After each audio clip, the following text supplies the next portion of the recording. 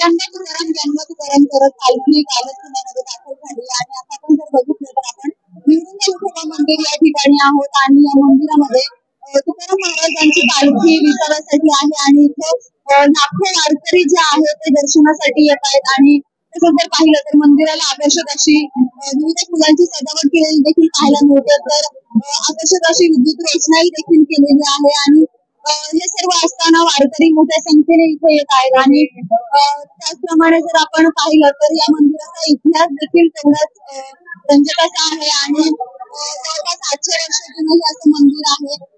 कशा प्रकारे हे नियोजन आहे आणि काय सांगाल सर? निवडुंगा विठोबा मंदिर हे साधारण 800 वर्षापूर्वीचे पुरातन मंदिर आहे. या ठिकाणी निवडुंगाच या ठिकाणी जंगल होतं त्या निवडुंगाच्या झाडाखाली मी आहे असा दृष्टांत एका गोसाव्याला दिला. त्या गोसाव्याने निवडुंगाच्या झाडाखाली ही मूर्ती काढली म्हणून हे निवडुंगा विठोबा मंदिर.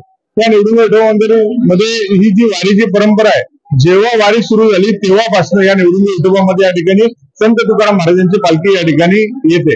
संत तुकाराम महाराजांची पालखी संत तुकाराम महाराजांचे चिरंजीव नारायण महाराज यांनी या ठिकाणी ही सुरू केली आणि या पालखीचं आमचं भाग्य आहे की पालखी आमच्या मंदिरामध्ये यावेळेस येते त्यावेळेस येथील वारकऱ्यांची आणि या भागातील नागरिकांची सेवा करण्याची संधी आम्हाला या ठिकाणी मिळत असते. दिवसभर कशा प्रकारे कार्यक्रमांचं नियोजन करण्यात आलं? या ठिकाणी काल संध्याकाळी ज्यावेळेस पालखी आली तेव्हापासून जे वारकरी आले त्यांची राहण्याची खाण्याची जेवणाची सगळी सोय या ठिकाणी केली जाते. त्यांच्यासाठी या ठिकाणी आमच्याकडे वरती हॉल आहे त्या हॉलमध्ये त्यांची खूप मोठ्या प्रमाणामध्ये वारकरी भवन आहे. वारकरी भवनामध्ये त्यांची व्यवस्था केली जाते. तसेच या ठिकाणी आता हे जेवणाचं आणि सेवेचं हे काम तर चालूच राहतं. याचबरोबर पुणे शहरातील लाखो भाविक या ठिकाणी पालखीच्या दर्शनासाठी येतात आणि रांगेचं शिस्तीचं पालन करून या ठिकाणी दर्शन होतं याचा आम्हाला आनंद होतो. उद्या सकाळी पालखीचं इथून किती वाजता प्रस्थान? उद्या सकाळी पालखी या ठिकाणी सकाळी बरोबर 7:30 वाजता निघेल. पालखी येताना अर्धा तास इकडची लवकर येते आणि ज्यावेळेस ती ज्ञानेश्वरांची माऊलींची पालखी सकाळी 6 वाजता जाते आणि तुकाराम महाराजांची पालखी सकाळी 7 वाजता निघते.